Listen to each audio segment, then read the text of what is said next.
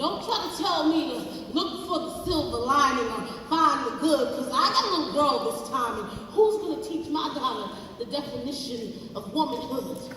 Certainly not me. Not when I am missing pieces of my femininity. What could she possibly learn from me? And this had been my friend for so very long. So I couldn't wait to tell her that she could not be more wrong. I let her cry, then I wiped those tears from her eyes, and I said, we are women. And with each of life's lessons, womanhood is something that we have earned. It is not something we learn, so it cannot be forgotten or taken away. It is always right here in our hearts. We are not Barbie dolls with detachable parts. We do not come with some womanhood assembly kit. We are women without the use of uterus or cervix. We are women without our ovaries, and we are certainly women with or without these. And the real strength of a woman is more powerful than any disease. And my friend, you have forgotten that I am the daughter of a woman who battled cancer till it took her life. So I offer you this advice.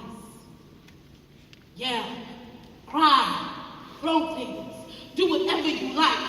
Then you hold your head up high and let your daughter see you fight. My mother did for cancer what stars do for night. She shined in it and dared to attempt to capture her glow. And she'd tell anyone that needed to know, see, this is a woman who laid it all on the line. And yes, my mother died before her time. But cancer conquered her body. She'd be damned if it conquered her mind.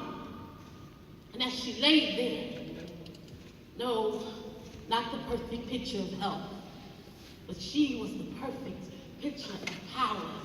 And even in her dying hour, my mother praised God and gave him all the glory. And for the rest of my life, I would tell her story, because I was there when the doctor nonchalantly walked in the room and told her that she wouldn't live to the end of the week. And my mother, she didn't even speak until he left the room. And then she's telling me not to cry, because God had more work for her to do before she could die.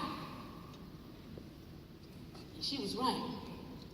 So for the first time in weeks, I slept in that beat-up brown hospital chair peacefully through the night, and she watched me.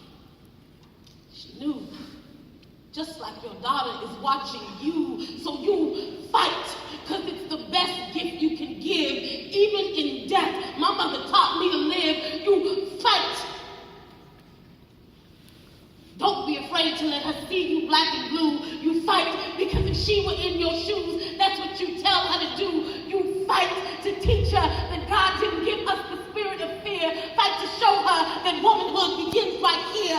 Fight for your sisters, your mothers, your daughters, your friends. Fight to show them if we don't fight, then we can't win. And since then, my friend is one breast down, but she's still doing good.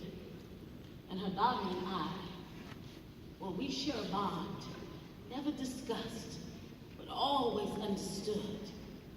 We have beautiful mothers who have shown us how to fight and taught us the definition